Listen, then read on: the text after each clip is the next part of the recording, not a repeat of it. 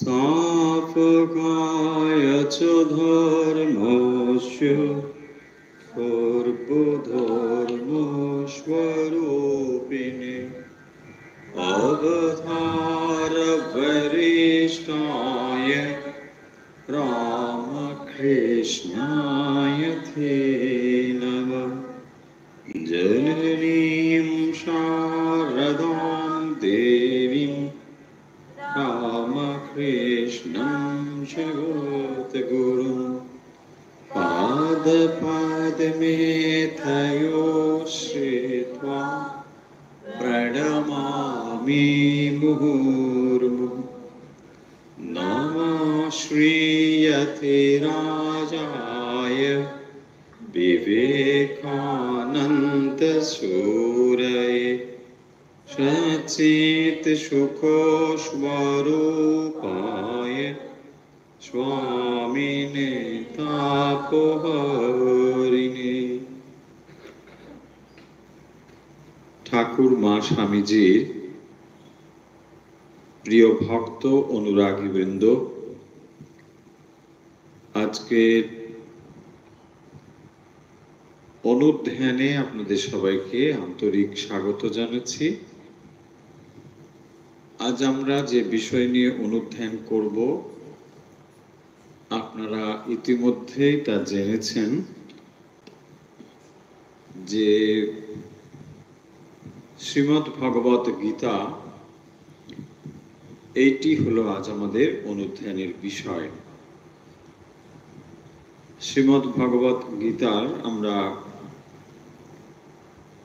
ত্রয়োদশ অধ্যায় এর আগের দিন আলোচনা সমাপ্ত করেছি। আমরা আজ নতুন একটি অধ্যায় শুরু করতে যাচ্ছি। এই অবস্থায় আমরা আজকে ভগবত গীতা নিয়ে অনুধ্যান করব। চলুন তাহলে ভগবত গীতা নিয়ে অনুধ্যান করবার আগে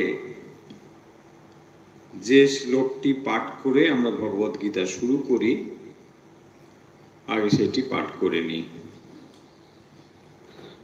ওম বসুদেবসুতং দেবং কংসচাণূরমর্দনম দেবকী পরমানন্দং কৃষ্ণং বন্দে জগদ্গুরুম। শ্রীমদ্ ভগবত গীতা, এখন আমরা ত্রয়োদশ অধ্যায় শেষ করলাম ঠিকই, কিন্তু এটি আমরা বেশ কয়েকবারই পাঠ করেছি। প্রথম থেকে শ্রীমদ্ ভগবত গীতা সমাপ্ত করে আবার প্রথম থেকে আমরা পাঠ করছি। শুধু ভগবত গীতা আমরা এই অনুধ্যানেই পাঠ করছি তা নয়, প্রভাতীতেও ভগবত গীতা পাঠ হচ্ছে। এছাড়াও মাঝে মধ্যেই ভগবত গীতা পাঠ হয়, জপযজ্ঞেও আমরা ভগবত গীতা পাঠ করছি।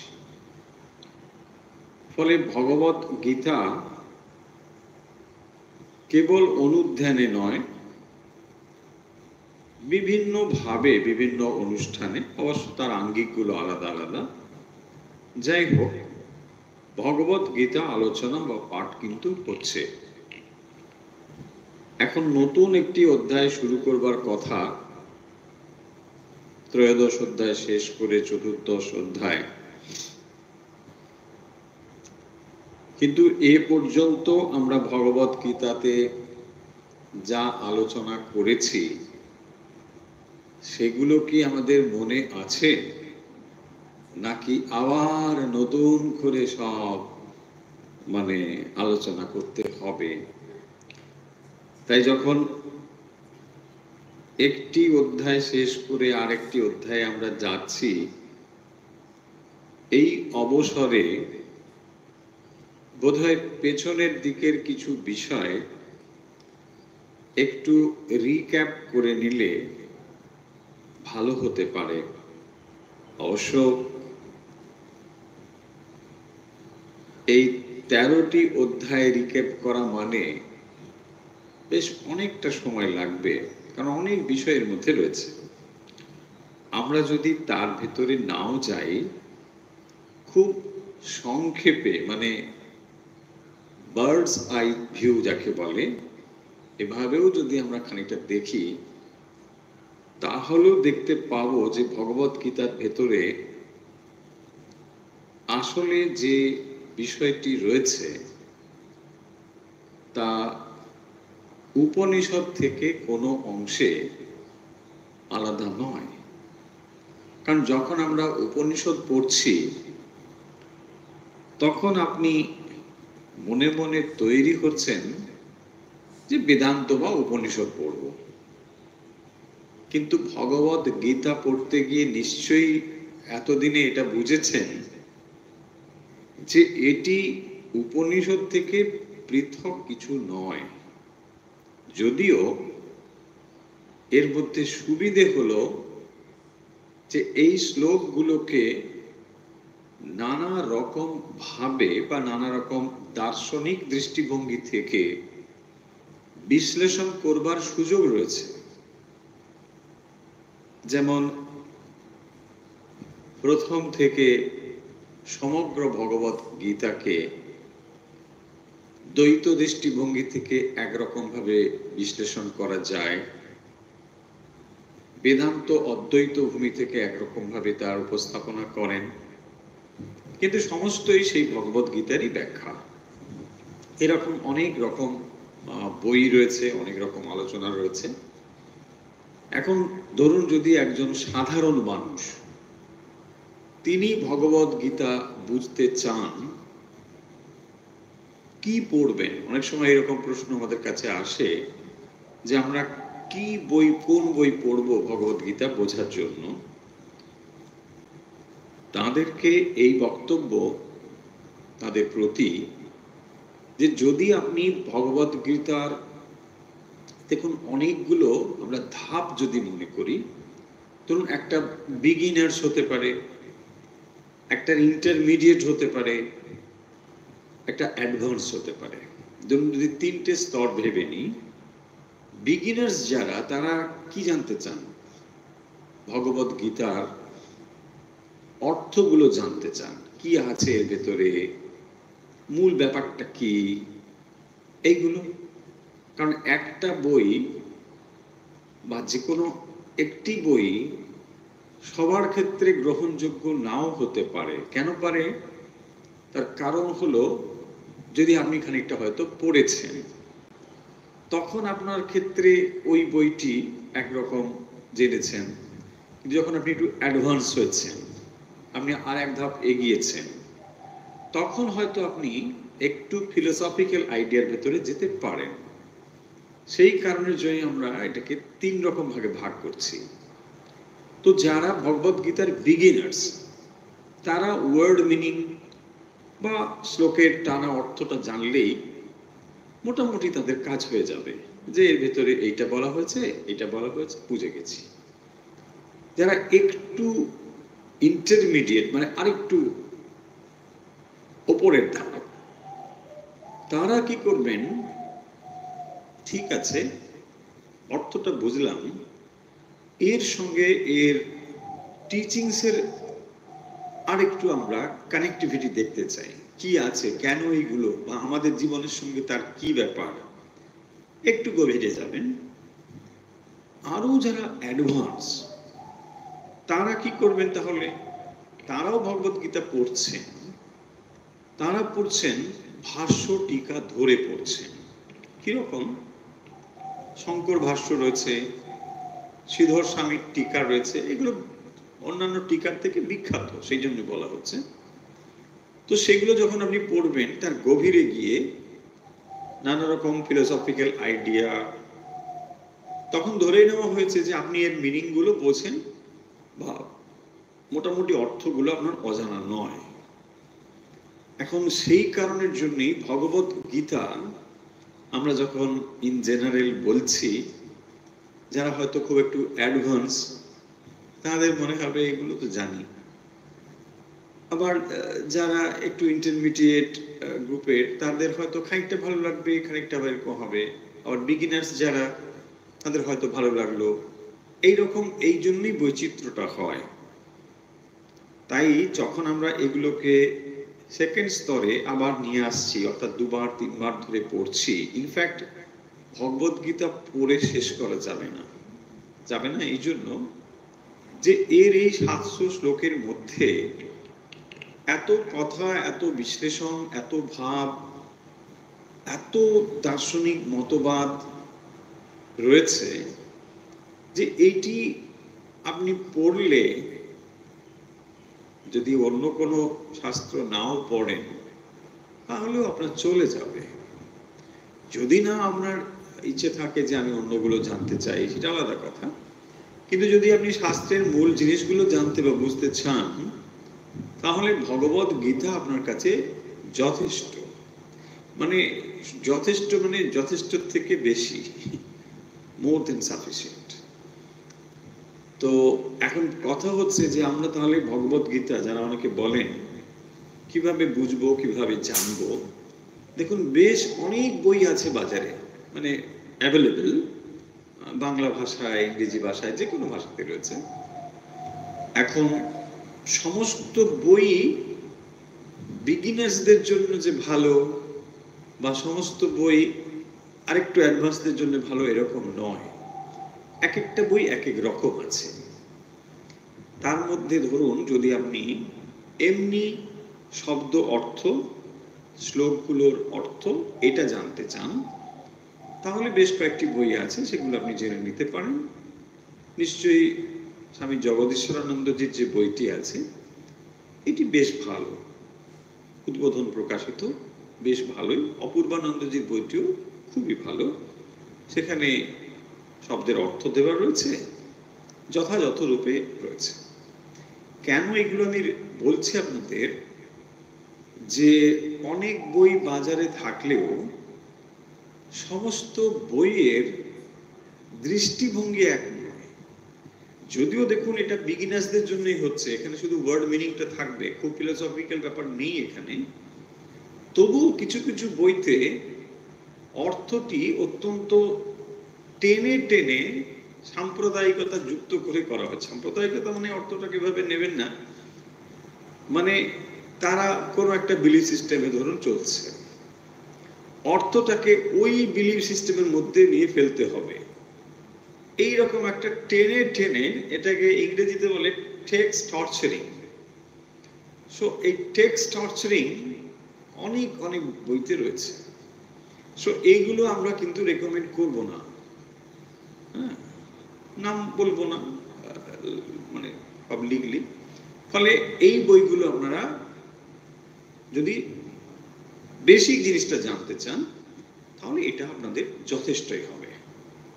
এই বইগুলো পড়বেন, এর ওয়ার্ড মিনিং জেনে যাবেন, আর শ্লোকের মধ্যে কি অর্থতত্ত্ব বলেছে এটা বুঝে যাবেন। এরপরে যদি আপনি আরেকটু এগোতে চান, তখন আপনি অন্য বই ফলো করতে পারেন। অনেক বই রয়েছে, সেগুলো ফলো করলে কি হবে, এই ওয়ার্ড মিনিংগুলো বা শ্লোকের অর্থটা আপনার যেমন জানা হয়েছে, তারপরে যে বিশ্লেষণটা রয়েছে, এই বিশ্লেষণটা আপনি বুঝতে পারবেন। আবার এই বিশ্লেষণ যদি সেটি ভাষ্য, টিকা অনুসারী হয় বা অনুগামী হয়, তাহলে এটা ঠিকঠাকই আছে। অনেকে আমার সেখানে নিজস্ব মতামতকে ঢুকিয়ে দিয়েছে, এটা হতে থাকবে, যত সময় যাবে বোধহয় এটা আরো হবে। এটার ভালো দিক আছে, মন্দ দিক আছে। ভালো দিক মানে একটা বিষয় নিয়ে চর্চা হচ্ছে, নিঃসন্দেহে এটা ভালো, কারণ একটা বই যদি চর্চা না হয় তাহলে তার ভালো কিংবা মন্দ কোনোটাই তো বেরোবে না। তার মানে মানুষ পড়াশোনা করছে, বিষয়টা জানছে, তার মতো করে এক্সপ্লেন করছে, তার মতো করে বই লিখছেন, ঠিক আছে। কিন্তু যারা বিগিনার্স তারা অনেক সময় কনফিউজ হয়ে যায় যে এটা তাহলে কি বলছে, ওই বইতে তো এটা পড়লাম। এই জন্যে আপনাকে প্রাথমিক জ্ঞান থাকার পরে অ্যাডভান্স বইগুলো পড়তে হবে। যদি প্রাথমিক বই না পড়ে আপনি অ্যাডভান্স বইগুলো পড়ে ফেলেন বা ইন্টারমিডিয়েট বইগুলো পড়ে ফেলেন, মানে আমি বলতে চাইছি এক্সপ্লানেশন যেগুলোর মধ্যে আছে, তাতে আপনার কনফিউশন বাড়তে পারে।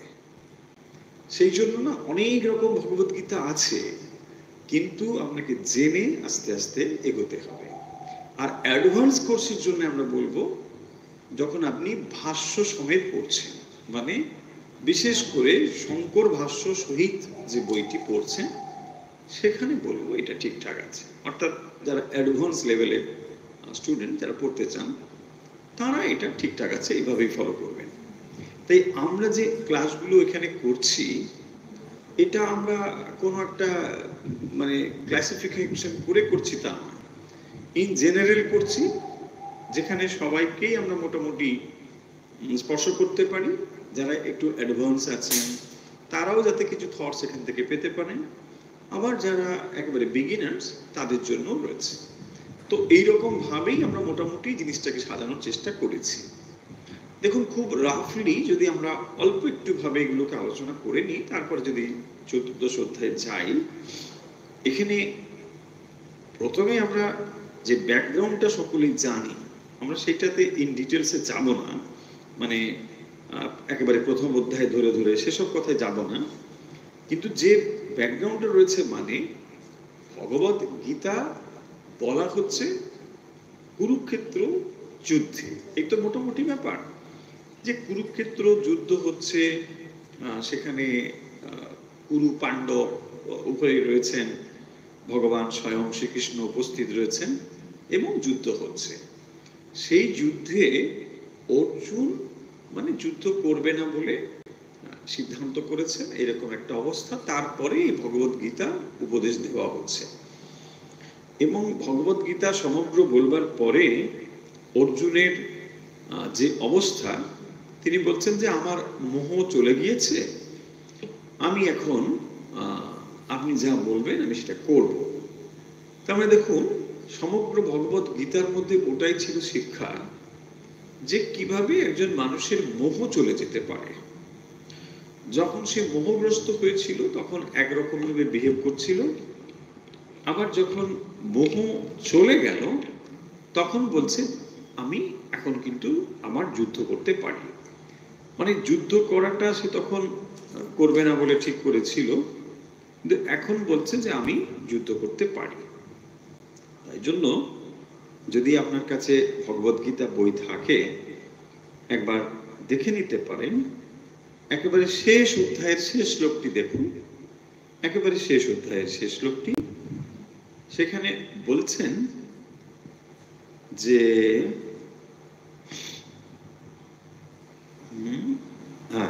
একদম শেষ অধ্যায় দেখুন, यत्र योगेश्वरो कृष्ण तत्र पार्थ धनुर्धर तत्र श्री विजय भूतिर ध्रुवा नीति মতির মামা। তো ভগবানের কথা তিনি মানে তখন সব শুনছেন, যেখানে স্বয়ং ভগবান রয়েছেন সেখানে বিজয় অবশ্যই অবশ্যই হবে। এবং তাই তিনি বলছেন যে আমি সব শুনবো। এবং এটা ভগবানের এই মানে এখানে সঞ্জয় এটা বলছেন শেষ শ্লোকটা। তার আগে অর্জুনের যে শেষ শ্লোক 73 দেখুন, সেখানে বলছেন নষ্ট মোহ। মানে অর্জুন এই কথাটা বলে ভগবত গীতার কথা শেষ হয়ে যাচ্ছে, মানে অর্জুনের ডায়ালগটা শেষ হচ্ছে। অর্জুন বলছেন নষ্ট মোহ স্মৃতির লব্ধা তৎপ্রসাদাম ময়া অচ্যুত। ভগবানকে বলছেন হে অচ্যুত, আমার নষ্ট মোহ, দেখুন মোহটা নষ্ট হয়েছে, তার মানে এটাই তার স্বীকারোক্তি। অর্জুন এখানে স্বীকার করছে যে সমগ্র ভগবত গীতাটি শোনার পরে তার মোহ চলে গিয়েছে। তারপরে তিনি বলছেন স্থিত অস্মি গত সন্দেহা। দেখুন তাহলে কি চলে গেছে? সন্দেহ চলে গেছে, সন্দেহ চলে গেছে, মোহ চলে গেছে। কি সন্দেহ ছিল? এদেরকে আমি মারতে পারবো না, এরা আমার নিজের লোক। দেখুন সেই জন্য এখন বলছেন আমি স্থিত আস্মি, আমি এখন স্থিত হয়েছি। স্থিত মানে কি? আমি বুদ্ধিতে স্থির হয়েছি, আই এম কনফার্ম। হ্যাঁ, আমি এখন কি করব এটা আমি একদম ডিটারমিন্ড। তার আগে আমি ঠিক সিদ্ধান্ত নিতে পারছিলাম না। তাই কোনো একটা ক্ষেত্রে যখন আপনি সিদ্ধান্ত নিতে পারছেন না, তখনই ভগবত গীতা আপনার কাছে প্রাসঙ্গিক। তাই বলছেন নষ্ট মোহ, আমার যে ডিলিউশন গুলো ছিল সেটা এখন চলে গেছে। এবং স্মৃতির লব্ধা, দেখুন শব্দগুলো লক্ষ্য করুন, স্মৃতির লব্ধা, তার মানে যখনই মোহ সংযুক্ত হয় স্মৃতি চলে যায়। স্মৃতি, স্মৃতি মানে কিসের স্মৃতি? স্মৃতি হচ্ছে স্মরণ করবার ক্ষমতা, স্মরণ করবার ক্ষমতা তো স্মৃতি। কি স্মৃতি? না আমি কে, আমি কি করতে এসেছি, আমার ডিলিউশন হওয়ার ফলে সেগুলো সব ভুলে গিয়েছিলাম। এখন বলছেন স্মৃতির লব্ধা, আমি সেটা পেয়ে গেছি। স্মৃতির লব্ধা মানে যে আমি আমার নিজেকে চিনেছি, আমার স্বরূপটা কি সেই জ্ঞান আমার হয়েছে, এবং তার ফলে আমার মোহ চলে গিয়েছে। এবং গত সন্দেহা, সন্দেহটাও আমার চলে গেছে। তাই জন্য বলছেন করিষ্যে বচনম তব খরিষ্যে, আমি আপনার বচন অনুযায়ী, আপনার টিচিংস অনুযায়ী, শিক্ষা অনুযায়ী বা আপনার কমান্ড অনুযায়ী যা বলবেন আমি সেটা করব। তাই না? তাহলে দেখুন এই ভগবত গীতার লাস্ট মানে অর্জুনের শেষ যে স্বীকারোক্তি, সেখানে তিনি নষ্ট মোহ হয়ে গেছেন। তাই না? তাহলে এবারে চলে আসুন আলোচনার একেবারে প্রথম থেকে একটু কথা বলে নি, তারপরেই আসছি যে ভগবত গীতাতে তাহলে মোহ সংযুক্ত হয়েছিল অর্জুন, সেই মোহ দূর করবার জন্য তিনি এতগুলো কথা বলেছেন। এবং এই যে কথাগুলো এখানে বলা হয়েছে এগুলো টোটালি কি ফিলোসফিক্যাল ডিসকাশন, তাই না? একটা দার্শনিক দৃষ্টিভঙ্গির দিকে বা থেকে অর্জুনকে বোঝানো হচ্ছে যে অর্জুন তুমি যেটা বলছো এটার পেছনে কি যুক্তি আছে, কি অযুক্তি আছে বা কি অপযুক্তি আছে, এগুলো একটু বিশ্লেষণ করে আমরা বলি। এখন অনেকের এই প্রশ্ন ওঠে যে আচ্ছা যুদ্ধ করতে গিয়ে এত বিশ্লেষণ করবার মতো অবস্থা, পরিস্থিতি, ক্ষেত্র এগুলো কি করে হলো? এবং সেখান থেকে অনেকের মনে এই সন্দেহ বা অবিশ্বাস তৈরি হয় যে ভগবত গীতা বোধহয় ঠিক ওই যুদ্ধক্ষেত্রে বলা হয়নি। আসলে আমরা কেন এটা ভাবছি, আমরা এখন মানে এমন একটা পরিস্থিতির মধ্যে এসেছি আর যেটি প্রায় 5000 বছরের পূর্বে। তাই আমাদের সমাজ, অবস্থা, ধৈর্য, স্থৈর্য সব বদলেছে। আমরা মনে করি একজনের সঙ্গে যুদ্ধ হবে মানেই এই বন্দুকটা উঁচিয়ে বা ওই সময় ঘোড়ায় টোড়ায় চড়ে গিয়ে ফাট করে মেরে দেবো, ব্যাস সঙ্গে সঙ্গে গিয়ে ডিক্লেয়ার হয়ে গেল, পতাকা লাগিয়ে দিল। ব্যাপারটা অত ইজি নয়। এই কুরুক্ষেত্র যুদ্ধ যখন হবে বলে মোটামুটি স্থির হচ্ছে, তারপরে এই যুদ্ধ যখন হবে একটা যুদ্ধের ক্ষেত্র তৈরি হচ্ছে, কোথায় সেটা হবে, তারপরে কি কি তার যুদ্ধ নীতি হবে, এগুলো উভয় পক্ষ বসে খুব সুন্দরভাবে এগুলো লেখা হয়েছে যে এই এই নিয়ম আমরা মেনে চলবো। পরবর্তী সময় নিয়ম ভেঙেছে সেটা আলাদা কথা, কিন্তু উভয়েই তারা বসে সিদ্ধান্ত নিয়েছেন। এরা এরকম নয় যে হঠাৎ করে গিয়ে একটা যুদ্ধ শুরু করে দিলাম, বেশ মেরে ফেললাম, দুজন মরে গেল, ব্যাপারটা এরকম নয়। সেই কারণের জন্য দেখুন ভগবত গীতা আমরা যদি একসঙ্গে চ্যান্টিং করি 3 ঘন্টায় সব হয়ে যাবে, 2.5 থেকে 3 ঘন্টায়, খুব র্যাপিডলি পড়লে 2.5 ঘন্টায় হয়ে যাবে, 3 ঘন্টায় এটা কমপ্লিট হয়ে যাবে। তাহলে 700 শ্লোক পড়তে যদি 3 ঘন্টা সময় লাগে, একটা যুদ্ধক্ষেত্রে একজন অর্জুনের মতো বীর, যার ভেতরে একটা এরকম অবস্থা হয়েছে, তো তাকে তিনি বোঝানোর জন্য 3 ঘন্টা সময় কি এমন একটা বিরাট ব্যাপার, তাকে বুঝিয়েছেন, তারপরে যুদ্ধ হবে, হবে, সমস্যা কি? এবং এটা বলা হয়েছে যদি কেউ ধরুন কোনোভাবে যুদ্ধে একটু ভেঙে পড়ল বা সে হত হয়েছে, তাহলে আর কেউ তাকে মারবে না, মারা যাবে না, এর নিয়ম আছে যে না ও একটু বিপদে পড়েছে এবারে চালিয়ে দাও, না, এটা করা যাবে না, যুদ্ধনীতি রয়েছে। ফলে সেই কারণের জন্য যুদ্ধ করবার আগেই দেখবেন সেই জন্য বলা হয় প্রস্তুত, হ্যাঁ আপনি রেডি আছেন, যদি রেডি থাকেন আমি চালাচ্ছি। ঠিক, আপনি প্রস্তুত নেই, আমি অতর্কিতে একটা বান আপনাকে চালিয়ে দেবো, এটা কাপুরুষতা। দেখুন এই জিনিসগুলো আমরা না জানি বলে অনেক সময় আমাদের ধারণা হয় কি ব্যাপারটা, তাই না? এবং সেই জন্যই অনেক সময় আমাদের অবিশ্বাস তৈরি হয় যে এই কথাগুলো বোধহয় এরকম ছিল না। তা না, ভগবান অর্জুনকে এই জিনিসগুলো বোঝাচ্ছে যে দেখো তুমি আসলে যাকে মারবে বলে বললে সেগুলো কি একটু তুমি বুঝে নাও বলে প্রথমে সাংখ্য যোগের কথাটা বলা হয়েছে। সেখানে দেখুন যে কথাগুলো সাংখ্য যোগের ভেতরে বলা হয়েছে বা পরবর্তী সময়ে যেগুলো বলা হবে অন্যত্র বলা হয়েছে, সেখানে দুটো জিনিস মূলত উঠে এসেছে। কোন জিনিসটা দেখুন, অর্জুন ভয় পাচ্ছে যে দ্রোণাচার্য, বিশ্বদেব এরা সব মারা পড়বেন, এইসব ব্যাপারটা। তো তখন তাকে যে জিনিসটা দিয়ে বোঝাচ্ছেন সেটা হলো এই যে এখানে তুমি যেটা দেখতে পাচ্ছ, অর্থাৎ তুমি এই দেহটাকে দেখতে পাচ্ছ, দেহটা ব্যবহার করছো ইত্যাদি, এইটাই সব নয়। দেখুন এই একটা আইডিয়া অর্জুনের ভিতরে তিনি দিচ্ছেন। এখন আমাদের প্রশ্ন হবে যে এই আইডিয়া ভগবান যদি ওকে না দিতেন তাহলে অর্জুনের পক্ষে এটা বোঝা কোনোদিনই সম্ভব হতো না। কারণ এই দেহটাকেই আমরা সব বলে জানি কিনা, অর্জুনও এটা জানতো। আজ এত বছর পরেও আমরা এটাই জানি। কারণ দেখুন আপনি দেহটাকে ব্যবহার করছেন, তাকে আপনি এখান থেকে যেতে চান যাচ্ছেন, ওখানে যেতে চান যাচ্ছেন, এটা করছেন, যা কিছু এই তো সব।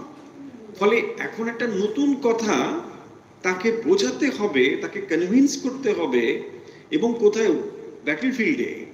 তো এটা একটা বিরাট ব্যাপার, সেই কারণের জন্য এতটা সময় লেগেছে অর্জুনকে বোঝানো। অর্জুনের মতো মানুষের বুঝতেই এতটা সময় লেগেছে, আমরা তো বুঝতেই পারবো না, সেই জন্য আমাদের সমস্যাটা হয়ে যায়।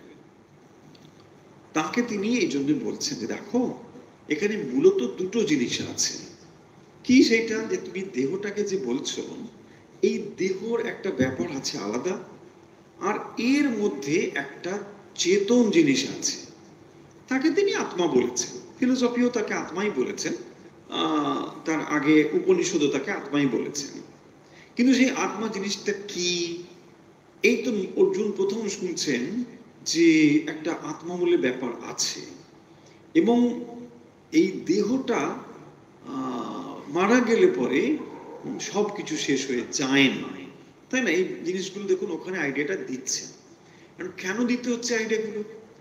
যদি এইটা তার ভেতরে না থাকে তাহলে সে তো ওই মৃত্যুটাকেই সব বলে ভাববে যে না এটা সব নয়। তাই তাকে এই সূক্ষ্ম ফিলোসফিক্যাল আইডিয়াগুলো ওখানে দিতে হচ্ছে, যদিও এটি ওখানে উপযুক্ত নয়। কিন্তু ঘটনাচক্রে এমন অবস্থা হয়েছে যে অর্জুনের এই মোহটুকু যেতে হবে, তা নাহলে সে কাজ করবে না।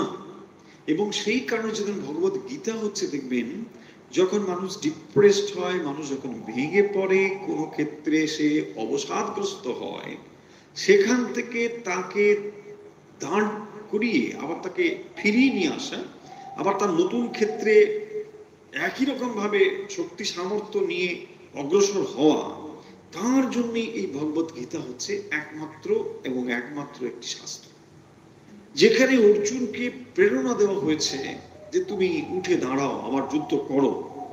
কিন্তু এই অর্জুনে দেখুন একসময় বলছে আমি যুদ্ধ করব না, এমনকি তার অনুমতি ছাড়াই তিনি রথ রেখে দিয়েছেন, মানে তীরধনুক রেখে দিয়েছেন, রথে বসেই পড়েছেন, বলছে আমি যুদ্ধ করব না। Why? বুঝি না এদের সামনে আমি কি করে যুদ্ধ করতে পারি, তাই না? কিন্তু সেই অর্জুনই দেখুন এক সময় আবার বলছেন আমি যুদ্ধ করব। কি এমন পরিবর্তন ঘটে গেল অর্জুনের ভেতরে যে তিনি বলছিলেন করবেন না, আবার বলছেন করবেন।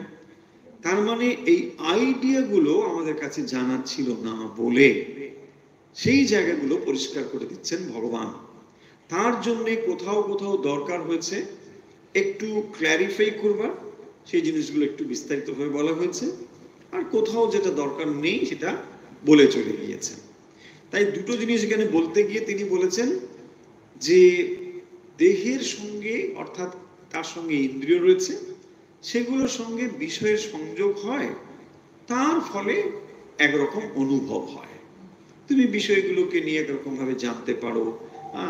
মাত্রা স্পর্শাস্তু কোনতে এইসব বলেছেন।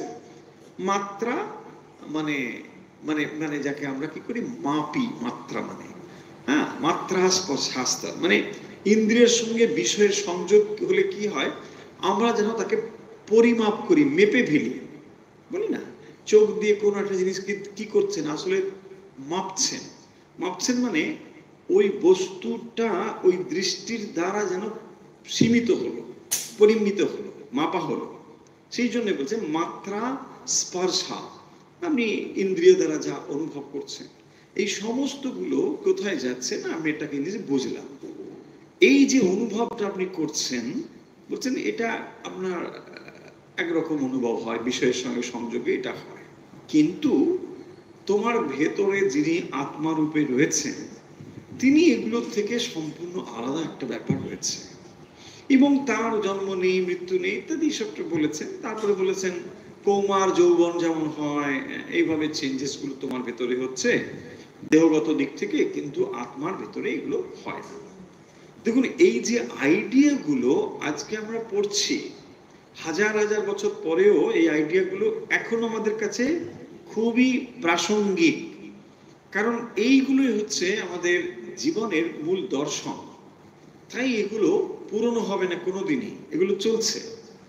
অর্জুনকে এই সমস্ত কথা বলবার পরে তারপরে অর্জুন যাতে এটা ভুল না বোঝে, দেখুন এখানে একটা ভুল বোঝার সম্ভাবনা খুব ছিল যে ও তাহলে তো ভাই এই তো বুঝলাম যে জন্ম হলেই মৃত্যু হবে, আছে না জাত শহীদ এবং জন্ম আছে, তো তাহলে তো ভাই আর কাজকর্ম কেন করি, তাই না? মরতে যখন একদিন হবেই, তাহলে আর কি করার আছে, কিছুই তো করার নেই। সেই যাতে ভুল না বোঝে তাই কর্মযোগের কথা বলছেন, যে তোমার ভেতরে যিনি চৈতন্য আছেন তার জন্য তোমার দেহ মন ইত্যাদি সব একটা কাজ করছে, এটা যেমন ঠিক কথা, পাশাপাশি তুমি কাজ না করে নীরব বসে থাকতেও পারবে না, এবং তোমাকে এই চক্রের পারে যাবার জন্য কর্মের অবলম্বন নিতে হবে, কাজের দ্বারাই তোমাকে বেরোতে হবে। তুমি যদি মনে করো যে আমি কিছু করবো না, চুপ করে বসে থাকবো, কারণ মৃত্যু তো একদিন হবেই, আর এসব করেই বা কি হবে, ধ্বংস তো হয়ে যাবে সবই। তা ঠিক কথা, জিনিসগুলো ধ্বংস হবেই, কিন্তু তুমি ততদিনে এর পারে চলে যাবে। তাহলে একমাত্র তোমার কাছে এই জিনিসগুলোই যা তুমি চর্চা করবে কর্মের দ্বারা, সেই কর্মের দ্বারা তুমি এই বন্ধনের পারে যেতে পারবে। অথচ এই জিনিসগুলো আমার এখানে যেমন ছিল তেমনই থেকে যাবে, এইসব জিনিসগুলো তিনি ওই কর্মের ভেতর দিয়ে বুঝিয়েছেন। থার্ড চ্যাপ্টারে, তৃতীয় অধ্যায়ে এগুলো বুঝেছেন যে কর্ম না করে থাকতে পারবে না, অতএব তুমি কর্ম করো, সেখানে নিষ্কর্ম কর্মের আইডিয়া দেওয়া হয়েছে ইত্যাদি ইত্যাদি চলছে। চ্যাপ্টার 4-এ এসে যেটি বলা হয়েছে সেটি হচ্ছে আসলে মানে জ্ঞানযোগ, জ্ঞানীর কথা বলা হয়েছে, এবং সেখানে তিনি মানে যজ্ঞের কথা বলেছেন। বেসিক আইডিয়াটা ওখানে দিয়েছেন যে দেখো এই যে এই যে এই যে জ্ঞান, নলেজ, এটা আসলে কিরকম না, আমরা স্যাক্রিফাইস করছি, যজ্ঞ করছি। তার মানে এই সোসাইটি থেকে তুমি নিয়েছো সবকিছু, সোসাইটিকে তোমাকে ফিরিয়ে দিতে হবে। তার মানে এখানে যেমন একটা স্পিরিচুয়াল ব্যাপার রয়েছে, পাশাপাশি এখানে সোশ্যাল স্ট্রাকচারটাকেও আমরা যদি ঠিক রাখতে চাই, সেখানেও তোমার কন্ট্রিবিউশনটা রয়েছে, মানতে হবে। কারণ তুমি এই সোসাইটি থেকে নিয়েছো, তার মানে দেখুন এখানে একটা সোশিও ইকোনমিক একটা স্ট্রাকচারের ব্যাপার চলে এলো। তার মানে আপনি এই সমাজের part and person of the society, তো আপনারও উচিত বা আপনার রেসপন্সিবিলিটি কি আপনার এগুলো কিছু দিয়ে দেওয়া। সেখানেই দেখবেন নানা রকম যজ্ঞের টজ্ঞের ধারণা বা এগুলো এসেছে, স্যাক্রিফাইস, এই ব্যাপারগুলো এসেছে। পঞ্চম অধ্যায়ে এসে সন্ন্যাসের ব্যাপারটা ক্লিয়ার করে দিয়েছেন, যে সন্ন্যাস মানে আমরা কি মনে করি সব ছেড়ে টুড়ে দিয়ে চলে গেল তাকেই বলছে সন্ন্যাস। বলছে না, সন্ন্যাসটা ঠিক তা নয়। সন্ন্যাস ব্যাপারটা কি সেটা 5th চ্যাপ্টারে গিয়ে বলছেন যে নিষ্কাম কর্ম যোগ আর কর্ম সন্ন্যাসের মধ্যে কোনটা শ্রেষ্ঠ, এটা অর্জুন জিজ্ঞাসা করেছেন। যেহেতু ডিসকাশন চলছে সেখানে ব্যাপারটা অর্জুনও জানতে চাইবেন। তখনই ভগবান বলছেন যে না, যে রাগ দেশ আকাঙ্ক্ষা শূন্য যে ব্যক্তি তিনি হচ্ছেন সন্ন্যাসী। তার মানে বস্তুগুলোর সঙ্গে তিনি থাকছেন, অথচ রাগ দেশ বিবর্জিত হয়ে তিনি যদি থাকেন তাহলে এটাই হবে মুখ্যত সন্ন্যাস। তখন তিনি বুঝলেন যে তাহলে সন্ন্যাস মানে সব ছেড়ে ছুড়ে পালিয়ে যাবার নয়, সন্ন্যাস এগুলোর ভেতর থেকেও অভ্যাস করা সম্ভব। এটা তিনি একটা আইডিয়া ওখান থেকে পেয়ে গেলেন। তারপরে দেখুন 7th চ্যাপ্টারে এসে আমরা জ্ঞান বিজ্ঞানের ব্যাপারটা বলেছেন। তার মানে সেখানে কি না, ভগবানের কত রকম ভক্ত, ওই যে চতুর্বিধা ভক্ত রয়েছে সেই কথা বলেছেন। তারপরে জ্ঞানী তার শ্রেষ্ঠ, এইসব কথা বলেছেন। ঈশ্বর উপাসনার ব্যাপার এসেছে, তার ফল কি, এইসব ব্যাপারগুলো ওখানে বলে দিয়েছে। তারপরে এসে 8ম অধ্যায়ে মানে কতগুলো বিষয় আলোচনা করা হয়েছে। ব্রহ্ম কাকে বলে, অধ্যাত্ম কর্ম কি, অধিদেব কি, এই সমস্ত বিষয়গুলো এসেছে। তারপরে মৃত্যুকালে যে ঈশ্বরের চিন্তা কেন করতে হবে, এইসব কথাগুলো এসেছে। কারণ যে যেটা চিন্তা করতে করতে গমন করবে সেই তার ভাবপ্রাপ্ত হবে ইত্যাদি। প্রসঙ্গত দেবযান মার্গ পিতৃযান মার্গের কথাও ওখানে এসেছে। আমরা কেবল একটু পক্ষী দৃষ্টি নিয়ে দেখছি, তাই এগিয়ে যাচ্ছি, কারণ ইন ডিটেলস এগুলো কিন্তু আলোচনা হয়ে গেছে। তাহলে আমরা এগোতে পারবো না যদি সেখানে আবার করতে থাকি। এরপরে এসে 9ম অধ্যায়ে মানে রাজবিদ্যার কথা এসেছে। তো রাজবিদ্যার কথা বলতে গিয়ে সেখানে মানে দৈবী এবং আসুরি এই দুটো কথা এসেছে, যে প্রকৃতির মধ্যে দৈবী প্রকৃতি আসুরি প্রকৃতি এগুলো রয়েছে। তার মানে এই যে ব্যক্ত থেকে অব্যক্ত, আমরা যেটা বলি না যে অব্যক্ত, আবার একটা বলি ব্যক্ত। ব্যক্ত মানে ম্যানিফেস্টেড, আর একটা হচ্ছে আনম্যানিফেস্টেড।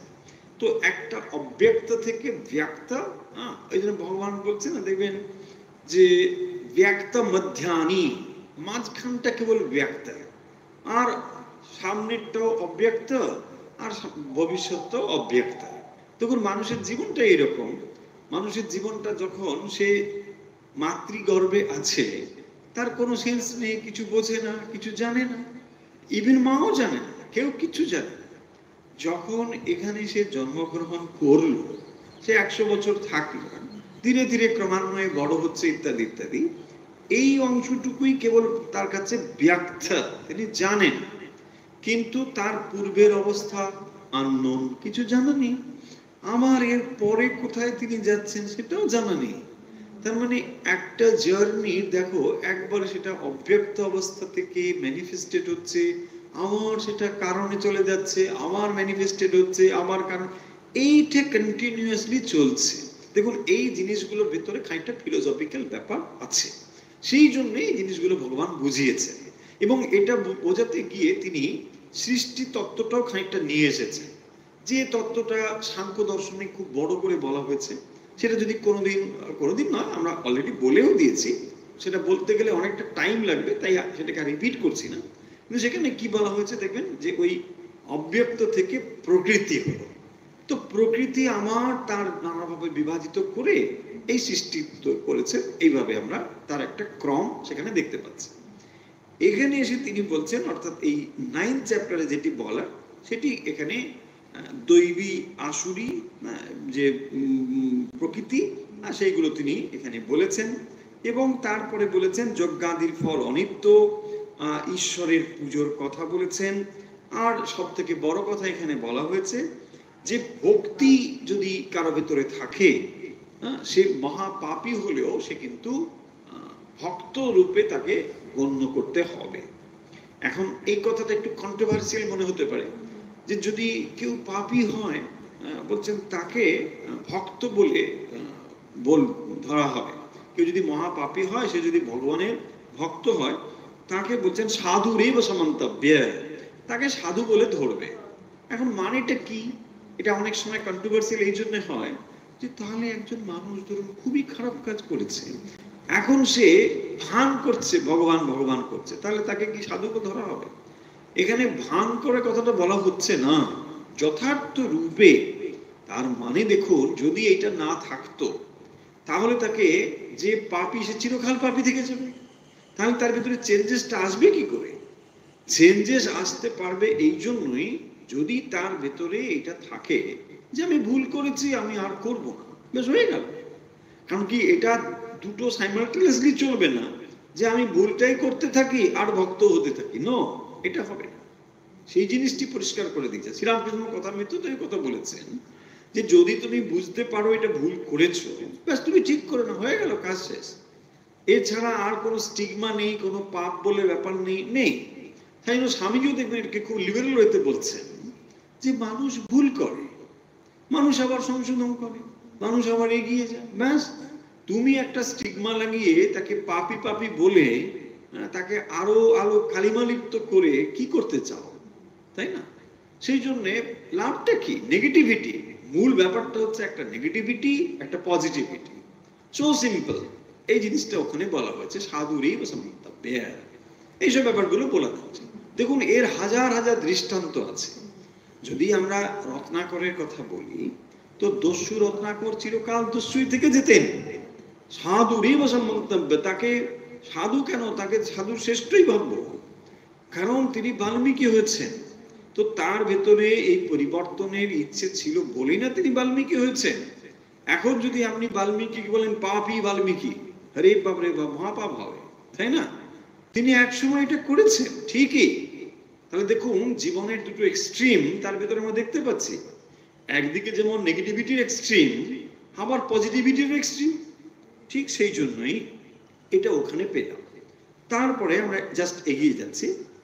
দশম চ্যাপ্টারে এসে তিনি যেটা বলেছেন, মানে দশম অধ্যায়ে, 9-এর পরে 10, তো হ্যাঁ, দশম অধ্যায়ে বিভূতি যোগ।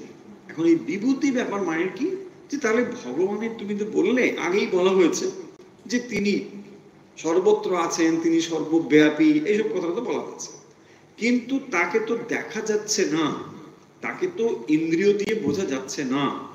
তাহলে আমি বুঝবো কি করে যে তাকে তিনি এইসব হয়েছেন ইত্যাদি? এটা বোঝা যাচ্ছে না। এখন ইন্দ্রিয়ের ভেতর দিয়ে যে জ্ঞান বুঝতে পারি, সেটা আমরা ধারণা করতে পারি, কিন্তু যেটা ইন্দ্রিয়র বাইরে, ইন্দ্রিয় দিয়ে বুঝতে পারবো না যে জ্ঞান, তাকে কি করেই বা বুঝবো? সেই জন্য অর্জুন মানে জানতে চাইছেন যে আপনি যে বলছেন এই সব কিছু হয়েছেন ইত্যাদি ইত্যাদি ভগবান, তো আমি কি করে বুঝবো? তখনই এই বিভূতির কথাটা তো এসেছে, যে ভগবানের বিভূতি যোগ এগুলো কি, সেই কথাগুলো এসেছে। এবং ঠিক স্বাভাবিকভাবেই যে দশম অধ্যায়ে এই কথাগুলো এসেছে, এবং তারপরে বিশ্বরূপের কথা এসেছে। বিশ্বরূপের কথা মানে জাস্ট ওটারই মানে একটা প্রায়োগিক দিক, মানে এক্সাম্পল। তো যখন বলছেন যে আমি এই হয়েছি, নদী হয়েছি, পাহাড় হয়েছি ইত্যাদি বলেছেন না, তারপরে বলছেন আচ্ছা আপনি যে হয়েছেন একবার আমাকে দেখান দেখি। হ্যাঁ, আপনি হয়েছেন মুখে বললে তো আমি মানবো না, তো দেখান। তখনই তিনি এই বিশ্বরূপটি দর্শন করিয়েছেন, দেখেছেন। এরপরে যেটি ভক্তির বিষয় এসে, তার মানে এখানে তিনি এই ব্যাপারগুলো বলে দিলেন, সৃষ্টি তত্ত্ব খানিকটা বলা হয়েছে, কি ঈশ্বর, সব জিনিসগুলো এসেছে। এখন ভক্তির কথা বলতে গিয়ে বলছেন কি করে তাকে লাভ করা যাবে, কারা তাকে লাভ করতে পারে, কি কি ভক্ত মানে তার গুণ হবে, এসব বলেছে। তার মানে ভগবানের ভক্ত হতে গেলে তার কি কি কোয়ালিটি থাকতে হবে সেগুলো বলে দিয়েছে। বলছে এরা আমার খুব প্রিয়, এরা আমার প্রিয়, এসব বলেছে। তো তাতে আমরা বুঝতে পারলাম যে ভগবানের প্রিয় হতে গেলে, ভগবানের ভক্ত হতে গেলে কি কি দরকার। এবং তারপরেই এসেছিল ত্রয়োদশ অধ্যায়, যা আমরা সম্প্রতি শেষ করেছি।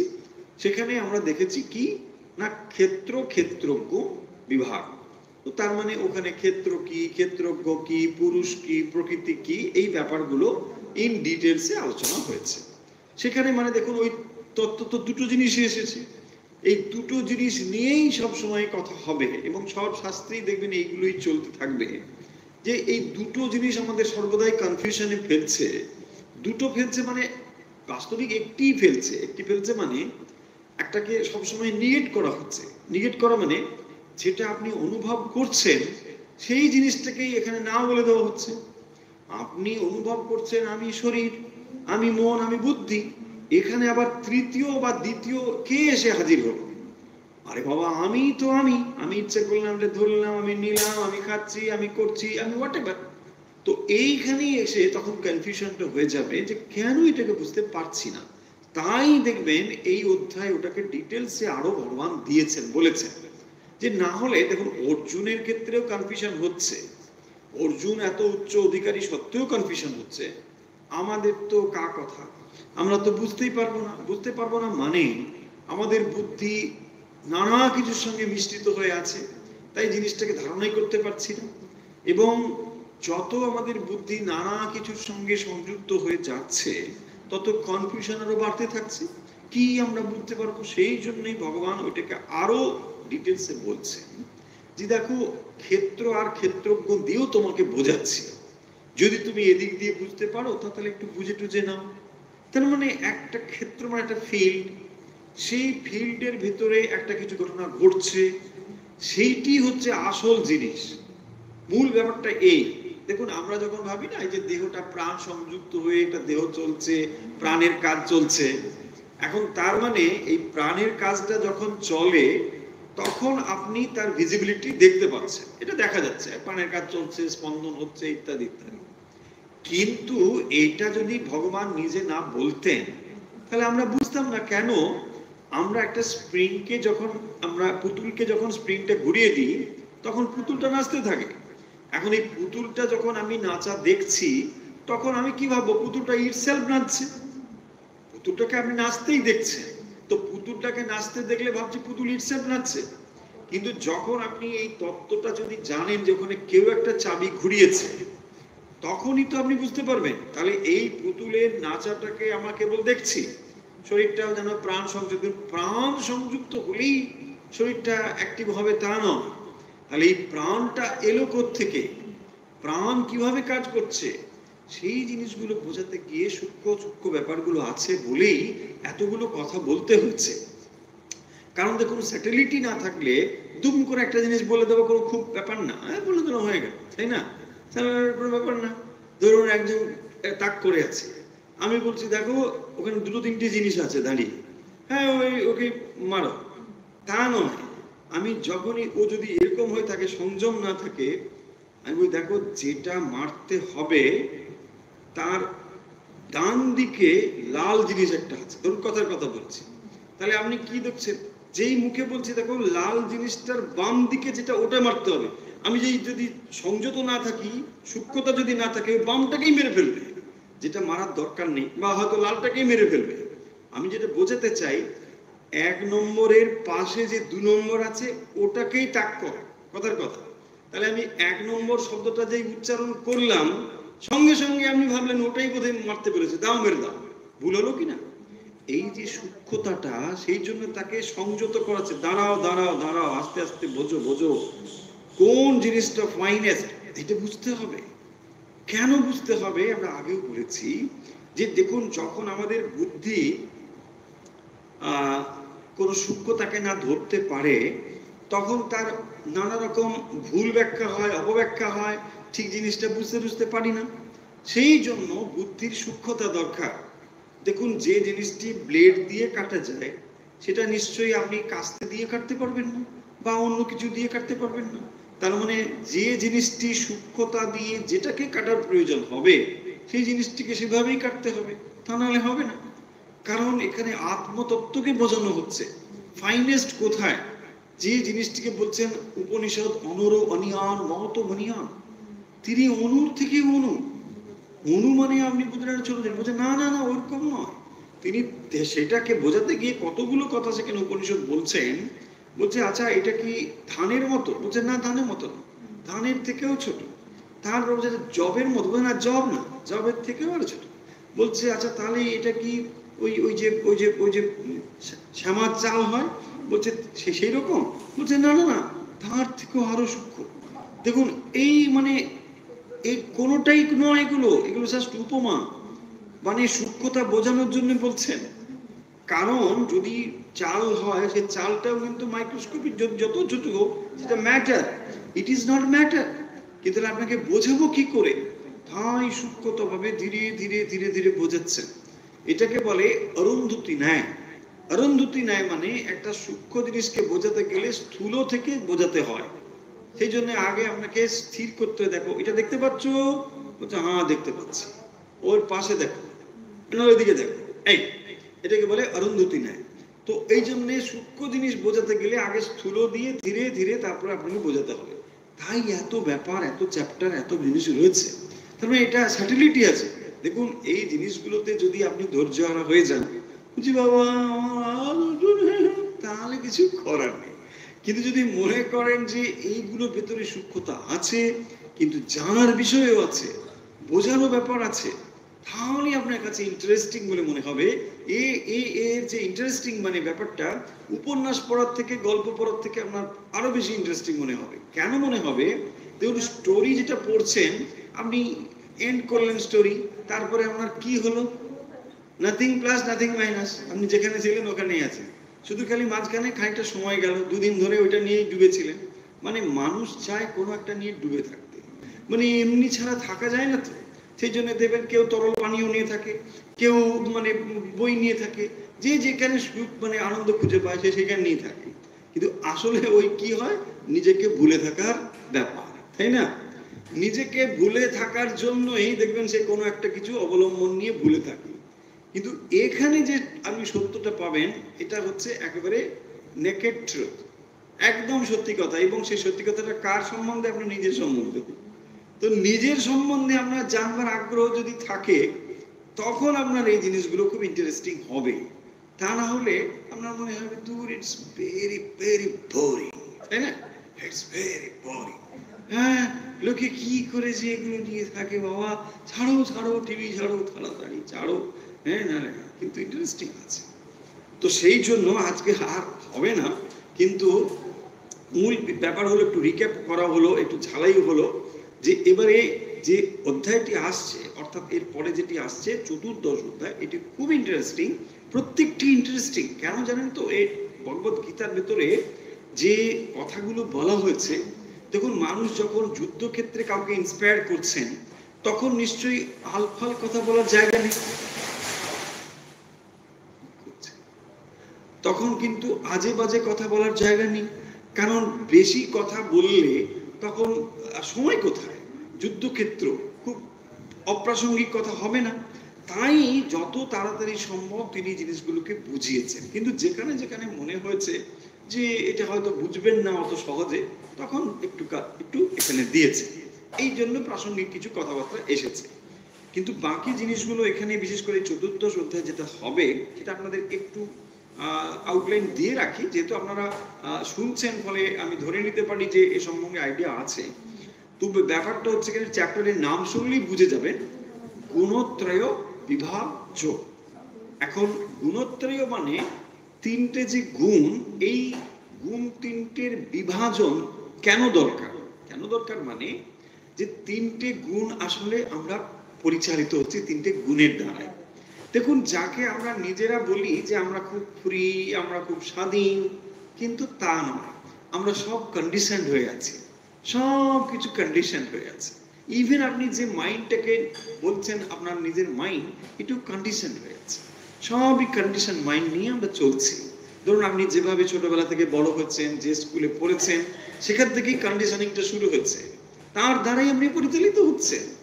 আপনি সকাল ছোটবেলা থেকে যে সমস্ত হ্যাবিটস করে এসেছেন, সেই হ্যাবিটসের কন্ডিশনিং হয়ে গেছে। প্রতি মুহূর্তেই আপনি যেটাকে এডুকেশন বলছেন, যাকে আপনি সভ্যতা বলছেন, সেটাও ওয়ান টাইপ অফ কন্ডিশনিং হলি। এবং এই কন্ডিশনিংটাই আপনি এখন আস্তে আস্তে প্রজেকশন করছেন আপনার জীবনের ক্ষেত্রে নানা রকম ভাবে। সো এই যে কন্ডিশনিং গুলো আপনার ভেতরে কাজ করছে, these are call three gunas. So এই থ্রি গুণাস থেকে আপনাকে বেরোতে হবে। হাও? এইগুলো এখানে বলছে। তাহলে আপনাকে গুণগুলো জানতে হবে। গুণ কি, তার গুণের অ্যাক্টিভিটিস কি, তার ক্লাসিফিকেশনস কি, তার বেরিয়ে যাওয়ার রাস্তা কি, অল দিস থিংস আপনাকে জানতে হবে। তার মানে কি, গুণ হচ্ছে one type of binding, one type of bondage. So গুণ মানে আমরা কি বলি, গুণ মানে দেখবেন বাঁধা বলে, গুণ গুণ দিয়ে বাঁধা হয়। সো দড়ি, তো গুণ মানে দড়ি। তাহলে এটাও একটা বন্ধন। কিসের বন্ধন? এটা ভিজিবল নয়, এটা গুণের দ্বারা বন্ধন। সো এই যে গুণের দ্বারা বন্ধন, বেরোতে গেলে আপনাকে গুণের দ্বারাই বেরোতে হবে। কি করে গুণের দ্বারা আপনি বেরোবেন, হ্যাঁ, সেই জিনিসগুলো এখানে এই চ্যাপ্টারে রয়েছে। Very interesting. তার মানে দেখুন, আমরা যাকে কন্ডিশনিং বললাম, আমরা যাকে বন্ধন বলে বলছি, তার ভেতরেই মুক্তির কথাটা রয়েছে। তাহলে যে বন্ধনটা আমরা অনুভব করছি আমাদের ভেতরে, বন্ধন থেকেই মুক্তির কথা রয়েছে। সেই মুক্তি কিভাবে সম্ভব এটা আমরা জানব। তাই নিজেকে যখন উন্নীত করার কথা বলা হয়, একজন বলা হয় না, মানুষ একজন এই থেকে সে আরো ভালো মানুষ হচ্ছে, আরো আরো দেবতা হয়ে যাচ্ছে, ইত্যাদি ইত্যাদি, এই যে চেঞ্জেস গুলো, হাউ? তার মানে কোয়ালিটিস, তার ভিতরে গুণজ, এই গুণজের তারতম্য হচ্ছে। একটা মানুষ পশু স্তরে ছিল, সেখান থেকে সে মনুষ্যত্ব অর্জন করলো, তারপরে সে দেবত্ব হলো, তারপরে সে দেবত্বকে অতিক্রম করে যাচ্ছে। এই যে জিনিসগুলো, এটা কিসের তারতম্যে হয়? গুণের তারতম্যে। তাহলে এই গুণগুলোকে আপনি ঠিক মতো চিনলে, আপনি হ্যান্ডেল করতে পারলে, আপনি যেমন পশু স্তরে রয়েছেন, সেখান থেকে মনুষ্যত্ব, দেবত্ব অর্জন করতে পারবেন। তাহলে দেখুন, মানুষের ভেতরেই চাবিকাঠি।